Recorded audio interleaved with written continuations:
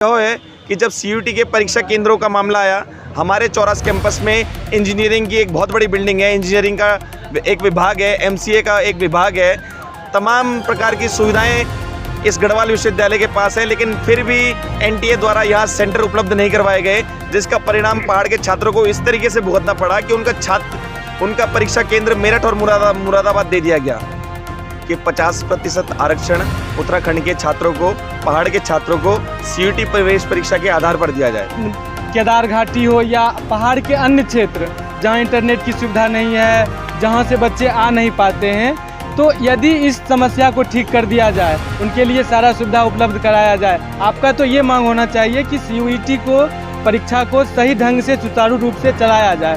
60 से 70% सीटें अभी बाकी बची हैं, तो उसमें जो एडमिशन होना चाहिए सीयूटी के माध्यम से वो हो नहीं पाएंगे। इसलिए जो छात्र छूट गए हैं उनके लिए मेरिट बेस पे उनका एडमिशन गढ़वाल विश्वविद्यालय में होना चाहिए। नमस्कार, मेरा नाम प्रवीण कुमार है और आप लोक विचार ऑफ बिहार देखना शुरू कर चुके हैं। अभी मैं मौजूद हूँ हेमवती नंदन बहुगुणा गढ़वाल विश्वविद्यालय के बिरला परिसर में। पिछले 5 दिनों से अखिल भारतीय विद्यार्थी परिषद का छात्र संगठन बिरला परिसर के मुख्य द्वार पर धरने पर बैठा हुआ है पिछले 5 दिनों से। आइए जानते हैं कि ये धरने पर क्यों बैठे हैं और इनकी क्या मुख्य मांगे हैं। हमारे साथ जुड़े हुए हैं अखिल भारतीय विद्यार्थी परिषद के पूर्व में अध्यक्ष पद के उम्मीदवार अमन वल्लभ पंत जी। अमन वल्लभ पंत जी, सबसे पहले आपका बहुत बहुत स्वागत है हमारे चैनल में। क्या आपकी मुख्य मांगे हैं? देखिए, आज से ठीक 5 दिन पहले हमने अनिश्चितकाल धरना विश्वविद्यालय प्रशासन की अनियमितताओं के खिलाफ यहाँ पर प्रशासनिक भवन के प्रांगण में बैठे थे हम लोग। लेकिन हमारी 3 मुख्य मांगे हैं, जिसमें पहली मांग यह है कि 50% आरक्षण उत्तराखंड के छात्रों को, पहाड़ के छात्रों को सीयूटी प्रवेश परीक्षा के आधार पर दिया जाए। लोग असमंजस में रहते हैं, कई लोग इस चीज़ का विरोध भी करते हैं कि पर्टिकुलर एक एरिया के लिए आप आरक्षण कैसे मांग सकते हैं। तो मैं उन लोगों को ये बात स्पष्ट कर देना चाहता हूँ कि पहाड़ का छात्र वो छात्र है कि जब बरसात के मौसम में 1-2 महीना जब पूरी लैंडस्लाइड हो जाती है, पूरा का पूरा पहाड़ एक रोड में आ जाता है, तो उस पहाड़ का छात्र, वो चाहे गढ़वाल केंद्रीय विश्वविद्यालय में पढ़े, चाहे वो अपनी स्कूली शिक्षा ग्रहण करे, तो तब वो छात्र उसी बरसात के मौसम में 1-2 महीना शिक्षा से वंचित रह जाता है।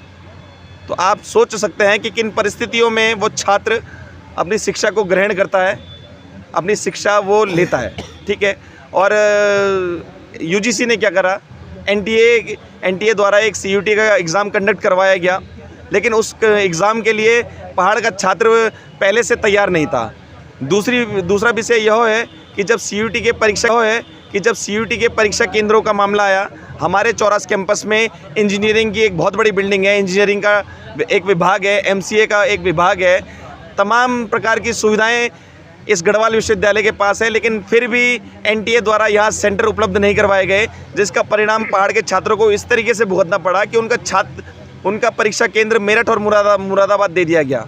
अब वो एनटीए वाले दिल्ली में बैठकर एक मैपिंग के थ्रू वो सिर्फ ये देखते हैं कि 150-200 किलोमीटर फासला है, लेकिन आज भारतवर्ष का किसी भी आप अगर नागरिक से पूछेंगे और उन्होंने उत्तराखंड का भ्रमण किया है, तो उन सबको अच्छे से पता है कि पहाड़ में 100-150 किलोमीटर का दायरा पार करने में कितना समय लग जाता है।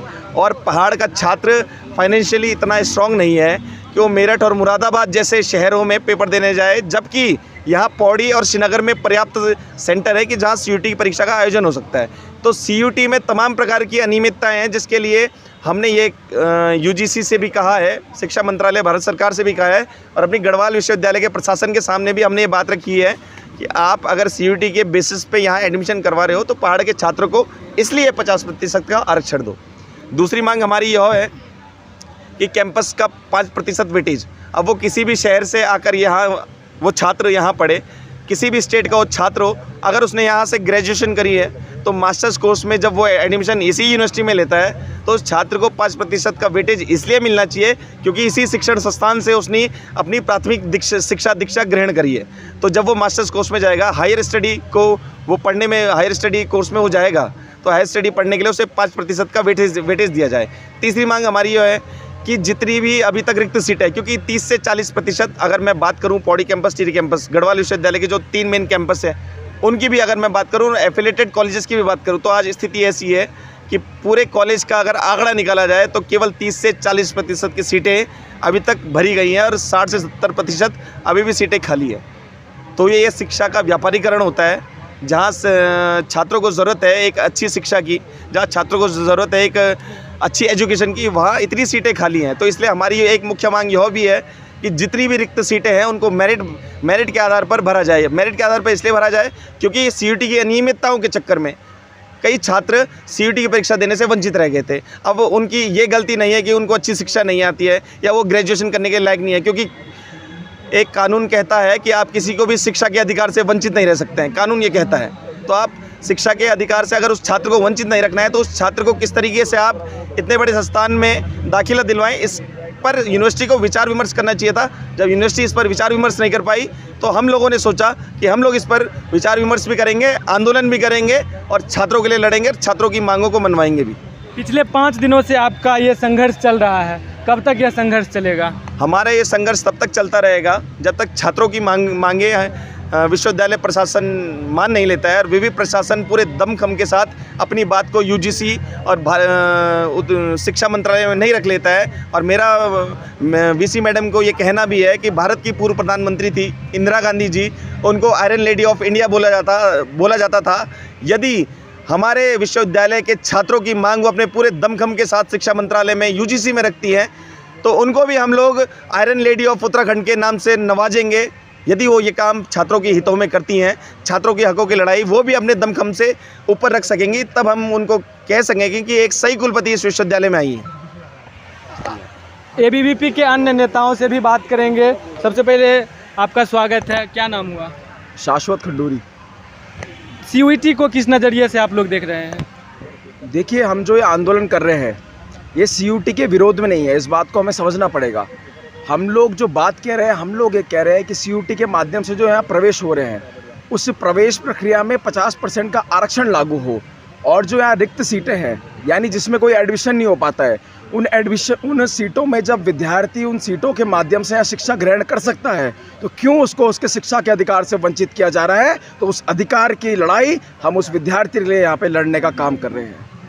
आप लोग कहते हैं कि जो केदार घाटी हो या पहाड़ के अन्य क्षेत्र जहाँ इंटरनेट की सुविधा नहीं है, जहाँ से बच्चे आ नहीं पाते हैं, तो यदि इस समस्या को ठीक कर दिया जाए, उनके लिए सारा सुविधा उपलब्ध कराया जाए, आपका तो ये मांग होना चाहिए कि CUT को परीक्षा को सही ढंग से सुचारू रूप से चलाया जाए। 50% आरक्षण क्यों चाहिए? देखिए, जो भी उत्तराखंड को मूलतः जानता है वो जानता है कि उत्तराखंड की भौगोलिक परिस्थिति क्या है। उत्तराखंड के अंदर लगातार निरंतर केंद्र सरकार हो चाहे प्रदेश सरकार हो, वो उत्तराखंड के विकास के लिए वो कार्य कर रही है, लेकिन सब कुछ हम सरकार पर नहीं थोप सकते। कुछ चीज़ें हमारे भारत के नागरिकों को अपने स्तर से भी कई निर्णय लेने पड़ते हैं, कई प्रयास करने पड़ते हैं। उत्तराखंड के अंदर जो वास्तविक भौगोलिक परिस्थिति है, उत्तराखंड के दूरस्थ गांव में जब आप जाएंगे तो वहाँ पर ऐसी परिस्थितियाँ हैं कि वहाँ विद्यार्थी को एक कॉलेज आने के लिए भी उसे 10-10, 12-12, 15-15 किलोमीटर पैदल चल के आना पड़ता है। वो कई बार ऐसी परिस्थिति, बारिश के समय ऐसी परिस्थिति आ जाती है कि 2-2, 3-3 महीने तक उसकी सड़कें वहाँ उस गांव का बिल्कुल यातायात बंद हो जाता है और 2-2, 3-3 महीने तक वो विद्यार्थी अपने गांव में फंस जाता है। तो ऐसी परिस्थिति के अंदर हम कुछ भी कर ले लेकिन वो विद्यार्थी वहाँ से नहीं आ पाता क्योंकि वहाँ की भौगोलिक परिस्थिति ऐसी है। इसलिए ऐसे विद्यार्थी को जो शिक्षा के अधिकार से जो वंचित हो रहा है, जिसकी अपनी कोई गलती नहीं है, तो ऐसे विद्यार्थी को निश्चित रूप से आरक्षण मिलना चाहिए। और आरक्षण लागू भी इसलिए हुआ था कि जो वंचित है, जो पीड़ित है, जो शोषित लोग हैं, उनको उनका मूल अधिकार मिले, जो अधिकार संविधान ने उनको दिया है। तो वो संविधान के अधिकार की लड़ाई हम उस विद्यार्थी के लिए लड़ने का। ABVP के कुछ और छात्र नेता मौजूद हैं, क्या नाम हुआ आपका? मेरा नाम दीपांशु सोनवाल है। अभी यूनिवर्सिटी में जो रिक्त सीटें चल रही है उसको लेकर क्या आपकी मांगे हैं? HNV के 3 मेन कैंपस हैं, श्रीनगर, पौड़ी, टिहरी, जिसमें से आप देखेंगे रिक्त सीटों की हम बात कर रहे हैं, जिसमें CUT के माध्यम से अभी कॉलेज में 30 से 40% बच्चों का एडमिशन हो पाया है। लगभग कॉलेज में तीनों कैंपसों में अभी 60 से 70% सीटें अभी बची हैं। तो उसमें जो एडमिशन होना चाहिए CUT के माध्यम से वो हो नहीं पाएंगे। इसलिए जो छात्र छूट गए हैं उनके लिए मेरिट बेस पे उनका एडमिशन गढ़वाल विश्वविद्यालय में होना चाहिए। इन मांगों को लेकर हम यहाँ पे गढ़वाल विश्वविद्यालय के प्रशासनिक में 5 दिनों से धरनारत है। पिछले 5 दिनों से आपकी ये संघर्ष चल रही है, अब तक कुलपति महोदया से बात हुआ, क्या आश्वासन मिला है? हमारी कुलपति महोदय से बात हुई थी, पहले दिन हुई थी। उन्होंने बोला था कि हम जनरल सेक्रेटरी से हमारी बात कराई थी। उन्होंने सिर्फ हमें एक कागज़ दिखाया था, एक लेटर दिखाया था, और उसके अलावा अभी तक कुछ बात नहीं हुई है। सिंपल, बस। ये हमारे साथ मौजूद थे अखिल भारतीय विद्यार्थी परिषद के छात्र नेता, मैं प्रवीण कुमार, और कैमरे के पीछे खड़े हैं अनिकेत गुप्ता। आपका वीडियो देखने के लिए बहुत बहुत धन्यवाद। और एक विशेष मुद्दे पर आपकी क्या राय है आप हमें कमेंट बॉक्स में बताने की कृपा करेंगे। आपका वीडियो देखने के लिए बहुत बहुत धन्यवाद। मैं प्रवीण कुमार,